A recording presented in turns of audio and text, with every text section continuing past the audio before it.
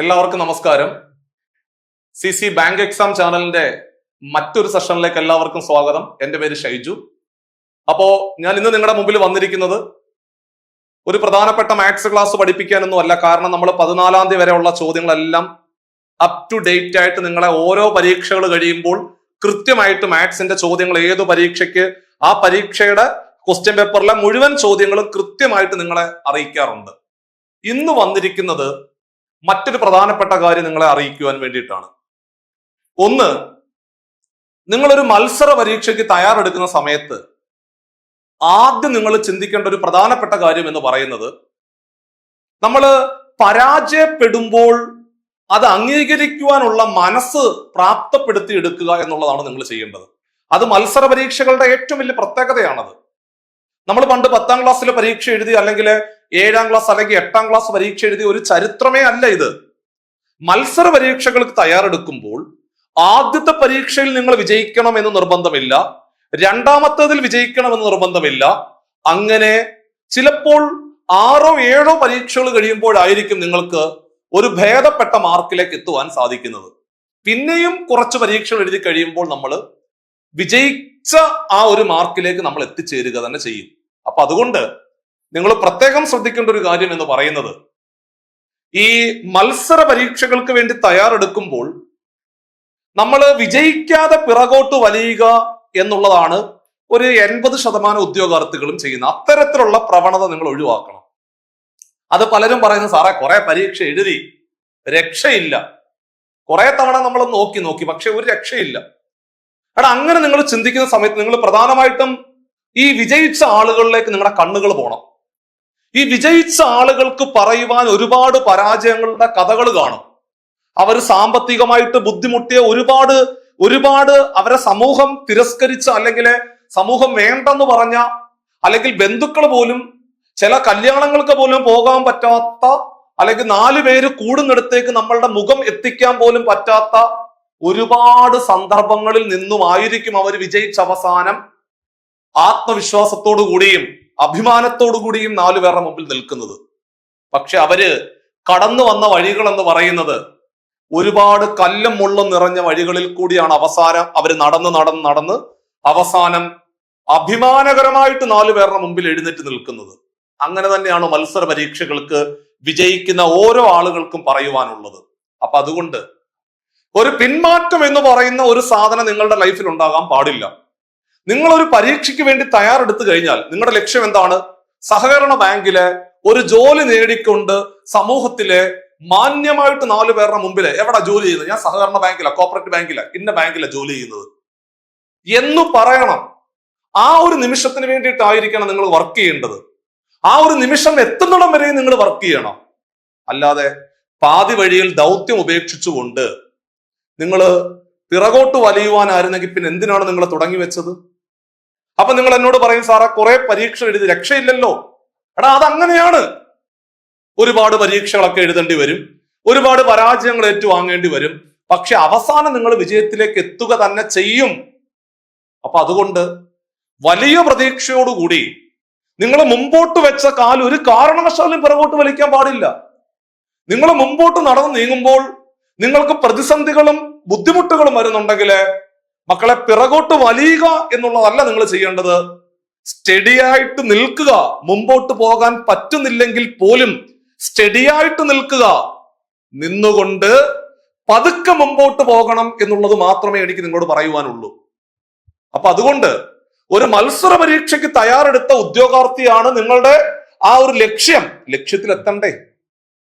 സഹകരണ ബാങ്കിലേക്ക് നിങ്ങൾ ക്ലർക്ക് അല്ലെങ്കിൽ ക്യാഷ്യർ ആകുന്ന ആ ഒരു നല്ല നിമിഷം നിങ്ങളുടെ മുമ്പിൽ ഇല്ലേ? ആ ഒരു നല്ല നിമിഷത്തെ സ്വപ്നം കണ്ടുകൊണ്ട് നിങ്ങൾ നടന്നു നീങ്ങുക എന്നുള്ളതാണ് ചെയ്യേണ്ടത്. സോ അതുകൊണ്ട് ഈ ഒരു പ്രിപ്പറേഷൻ എന്ന് പറയുന്ന ഈ ഒരു യാത്ര ഒരു കാരണവശാലും നിങ്ങൾ പിറകോട്ട് വലിയുവാൻ പാടില്ല. അതുകൊണ്ട് വലിയ പ്രതീക്ഷയോടുകൂടി നിങ്ങൾ മുമ്പോട്ട് നടന്നു നീങ്ങുക തന്നെ വേണം. എല്ലാ നോട്ടിഫിക്കേഷനും അപ്ലൈ ചെയ്യണം, എല്ലാ പരീക്ഷകളും എഴുതണം, നന്നായിട്ട് പഠിക്കണം. ചിലപ്പോൾ പരാജയപ്പെടാം, മൈൻഡ് ചെയ്യണ്ട. അവിടുന്ന് നിങ്ങൾക്ക് കുറെ പാഠങ്ങൾ മനസ്സിലാക്കാൻ പറ്റും.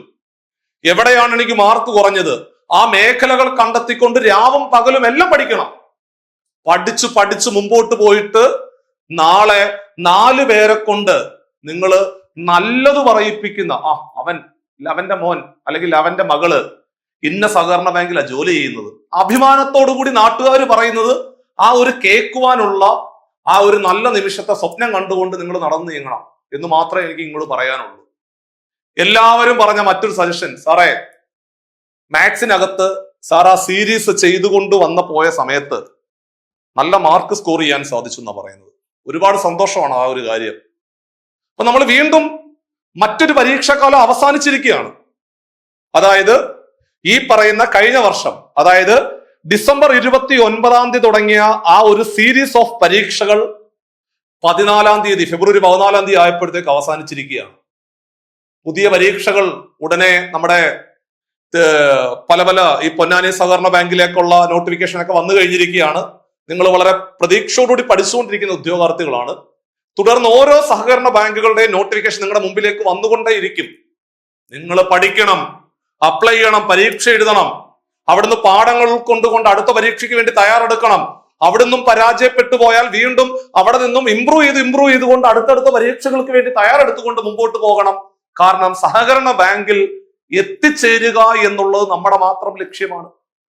സമൂഹം എന്തെങ്കിലും പറയും, അതൊന്നും നിങ്ങൾ മൈൻഡ് ചെയ്യേണ്ട ആവശ്യമില്ല. പക്ഷേ നമ്മുടെ ലക്ഷ്യം എന്ന് പറയുന്നത് സഹകരണ ബാങ്കിലേക്ക് നമ്മൾ എത്തിച്ചേരുക, അവിടെ ഒരു എംപ്ലോയി ആയിട്ട് എത്തിച്ചേരുക എന്നുള്ളത് തന്നെ ആയിരിക്കണം. ആ ഒരു പ്രതീക്ഷയുമായിട്ട് വേണം നിങ്ങൾ മുമ്പോട്ട് പോകുവാൻ എന്നുള്ള കാര്യം എല്ലാ തവണയും ഓർമ്മപ്പെടുത്താറുള്ളത് പോലെ ഇന്നും സ്നേഹത്തിന്റെ ഭാഷയിൽ ഓർമ്മപ്പെടുത്തുകയാണ്.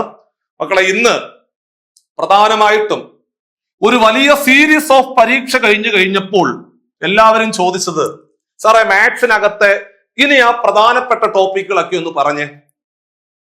നമ്മൾ ഒരുപാട് പരീക്ഷകൾ എഴുതി, ഏകദേശം 10-12 പരീക്ഷകളോളം നമ്മൾ എഴുതി മാറി. ഇതാണ്ടേ ഇത്രയും ടോപ്പിക്കുകളിൽ നിന്നാണ് മാത്സിനകത്ത് ഏറ്റവും കൂടുതൽ ചോദ്യങ്ങൾ വന്നത്. Time and distance, time and work, ratio and proportion, LCM, HCF, profit and loss, percentage, simple and compound interest, സിംപ്ലിഫിക്കേഷനുമായിട്ട് ബന്ധപ്പെട്ട ചോദ്യം ചോദിച്ചു, ആവറേജുമായിട്ട് ബന്ധപ്പെട്ട ചോദ്യം ചോദിച്ചു. ഇവിടെ മാത്സ് അതിന്റെ ഭാഗമായിട്ട് വരുന്ന മെന്റലബിലിറ്റി പോർഷനുമായിട്ട് ബന്ധപ്പെട്ടുകൊണ്ട് number series, direction, ranking, coding, അതേപോലെ calendar, clock, number pattern, blood relation ഉൾപ്പെടെയുള്ള ചോദ്യങ്ങളാണ് ഈ കഴിഞ്ഞ പോയ പരീക്ഷകളിലൊക്കെ നിറഞ്ഞു നിന്നത്. അപ്പോൾ പ്രധാനപ്പെട്ട സബ് ടോപ്പിക്കുകൾ മാത്സിനകത്ത് കിട്ടിയില്ലേ? ഇത്തരം സബ് ടോപ്പിക്കുകൾ കൂടുതൽ ഫോക്കസ് ചെയ്തുകൊണ്ട് വൃത്തിയായിട്ട് പഠിച്ച് മുമ്പോട്ട് പോകുന്ന ഉദ്യോഗാർത്ഥികൾക്ക് മാത്സിനകത്തെ മുഴുവൻ മാർക്കും നിങ്ങൾക്ക് നേടുവാൻ സാധിക്കും എന്നുള്ളതാണ് വസ്തുത. മാത്സ് എന്ന് പറഞ്ഞാൽ ഒരു വലിയ ബാലികേറാ മലയൊന്നും അല്ല, എല്ലാവർക്കും പഠിച്ചെടുക്കാൻ പറ്റുന്ന ചോദ്യങ്ങളാണ്. നിങ്ങളൊന്ന് ആലോചിച്ച് നോക്കിയേ.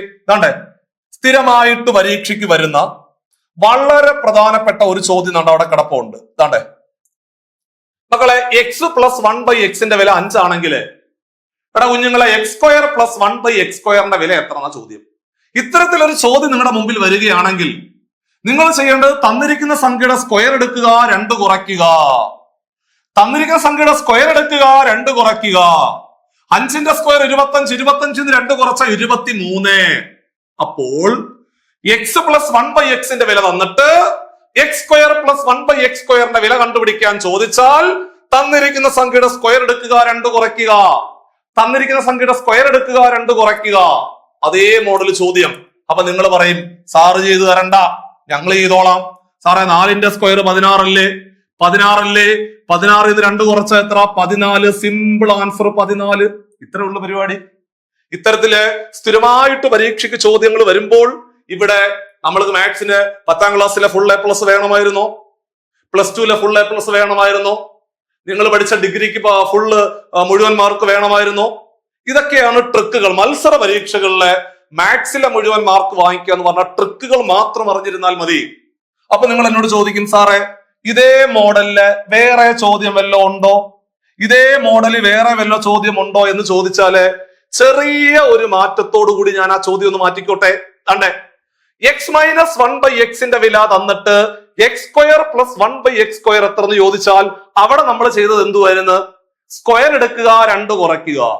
എടാ കുഞ്ഞുങ്ങളെ, ഇവിടെ അങ്ങനല്ല. ഇവിടെ സ്ക്വയർ എടുക്കുക, 2 കൂട്ടുക. 5ന്റെ സ്ക്വയർ 25, 25ന്റെ കൂടെ 2 കൂട്ടിയ 27, 27. അപ്പോൾ തൊട്ട് താഴെ വീണ്ടും ഒരു ചോദ്യം. അപ്പൊ നിങ്ങൾ പറയും സാറേ 4ന്റെ സ്ക്വയർ 16, 16ന്റെ കൂടെ 2 കൂട്ടിയാൽ 18, ആൻസർ 18. അപ്പോൾ നമ്മൾ എന്ത് പഠിച്ചു? എക്സ് പ്ലസ് 1/x വില തന്നിട്ട് എക്സ് സ്ക്വയർ പ്ലസ് 1/x² വില എത്ര ചോദിക്കാം. അതല്ലെങ്കിൽ എക്സ് മൈനസ് 1/x വില തന്നിട്ട് എക്സ് സ്ക്വയർ പ്ലസ് 1/x² വില എത്ര ചോദിക്കാം. ആദ്യ ചോദ്യം വരുന്ന ആൻസർ സ്ക്വയർ എടുക്കുക, 2 കുറയ്ക്കുക, രണ്ടാമത്തെ സെറ്റിലെ സ്ക്വയർ എടുക്കുക, 2 കൂട്ടുക. ഇത്രേ ഉള്ളൂ. ഇതൊക്കെ പഠിച്ചെടുക്കാൻ നമുക്ക് മാത്സിനകത്ത് അതിഭയങ്കരമായ നോളജ് ഒന്നും വേണ്ട. ട്രിക്കുകൾ മാത്രം അറിഞ്ഞു വെച്ചുകൊണ്ട് പരീക്ഷകളിലേക്ക് പോയാൽ മതിയാവും. അപ്പൊ നമ്മള് പുതുതായിട്ട് പഠിച്ചു തുടങ്ങുന്ന ആൾക്കാരോട് എനിക്ക് പറയുവാനുള്ളത്, നിങ്ങൾക്ക് മാത്സിനകത്ത് നിന്നും മുഴുവൻ മാർക്കും വാങ്ങിച്ചു തരുവാൻ തീർച്ചയായിട്ടും നിങ്ങളോടൊപ്പം ഞാനുണ്ടാകും. CC-യുടെ ഏറ്റവും പുതിയ ബാച്ചുകൾ, അതായത് 6 മാസം കൊണ്ട് എൻറ്റയർ സിലബസ് പൂർത്തീകരിച്ചുകൊണ്ട് നിങ്ങളുടെ സഹകരണ ബാങ്കിലേക്കുള്ള ആ ഒരു ജോലി സ്വപ്നം യാഥാർത്ഥ്യമാക്കുവാൻ പുതിയ ബാച്ചുകൾ നമ്മൾ സ്റ്റാർട്ട് ചെയ്തിട്ടുണ്ട്. ഏറ്റവും പുതിയ ബാച്ചുകളിലേക്ക് അഡ്മിഷൻ എടുത്തുകൊണ്ട് നിങ്ങളുടെ ആ ഒരു യാത്ര വളരെ ഗംഭീരമായിട്ട് മുമ്പോട്ട് കൊണ്ടുപോകാവുന്നതാണ്. 2026 എന്ന് പറയുന്ന ഈ ഒരു പ്രതീക്ഷയുടെ വർഷം സ്വാഭാവികമായിട്ടും നിങ്ങളുടെ പ്രതീക്ഷകളെല്ലാം യാഥാർത്ഥ്യമാകുന്ന ഒരു ചരിത്ര കാലഘട്ടമായിട്ട് 2026 മാറ്റിയെടുക്കുവാൻ നമുക്കെല്ലാവർക്കും ഒരുമിച്ച് പ്രവർത്തിക്കാവുന്നതാണ്. അതായത് ഏറ്റവും പുതിയ ബാച്ച് 6 മാസം കൊണ്ട് നിങ്ങളുടെ സിലബസിനകത്തേക്കുള്ള മുഴുവൻ കാര്യങ്ങളും വൃത്തിയായിട്ട് പഠിപ്പിച്ചുകൊണ്ട് ഒരു മെന്റർഷിപ്പ്, ഒരു മെന്റർ നിങ്ങളുടെ കൂടെ എപ്പോഴും ഉണ്ടാകും. എടാ ഇന്നത് പഠിക്ക്, ഇന്ന ദിവസം ഇന്നത് പഠിക്ക്, ഈ പരീക്ഷ എഴുതിയോ, ആ പരീക്ഷയിൽ മാർക്ക് കുറവാകാൻ കാരണം എന്താണ്, അതിന്റെ പാളിച്ച ഇന്നതാണ്, അതുകൊണ്ട് ആ ഭാഗത്ത് നിങ്ങൾ കേന്ദ്രീകരിക്കണം എന്ന് വൃത്തിയായിട്ടൊരു മെന്റർ കൂടി നിങ്ങളെ കൃത്യമായിട്ട് കാര്യങ്ങൾ പറഞ്ഞു തന്നുകൊണ്ട് മുമ്പോട്ടുള്ള യാത്ര ഏറ്റവും ഭംഗിയായിട്ട് നിങ്ങളെ സജ്ജരാക്കുവാൻ വേണ്ടിയിട്ട് ഇതാണ്ട് ഏറ്റവും പുതിയ ബാച്ചുകളിലേക്ക് അഡ്മിഷൻ എടുക്കാവുന്നതാണ്. ആ ബോർഡ് നമ്പറിൽ കോൺടാക്ട് ചെയ്തുകൊണ്ട് ഏറ്റവും പുതിയ ബാച്ചുകളിലേക്ക് അഡ്മിഷൻ എടുക്കാം. തീർച്ചയായിട്ടും മാത്സ് വിഷയങ്ങളിലെ എളുപ്പ വഴികളും കുറുക്ക് വഴികളുമായിട്ട് നിങ്ങളെ സഹായിക്കുവാൻ ഞാനുണ്ടാവും. അപ്പൊ നമുക്ക് ഒരുമിച്ച് ലൈവ് ക്ലാസ്സുകളിൽ കാണാം. ബൈ.